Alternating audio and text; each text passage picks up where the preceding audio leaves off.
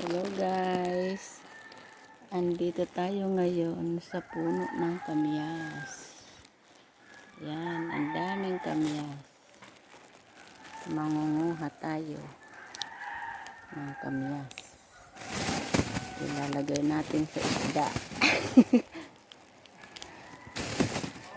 Ilalagay natin sa isda.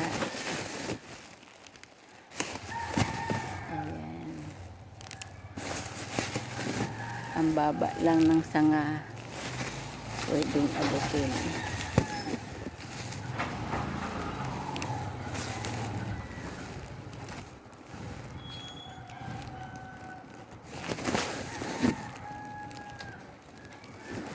Thank you, thank you. Ayan po guys, ang daming bunga hanggang doon sa taas. Talaga. Kasi guys, yung kamyas pala, ang asawa nito, hangin. Hangin daw ang asawa nito, kaya pag mahangin, maraming bunga siya. Ayan. Ayan. Aabutin lang natin. Ang kamyas.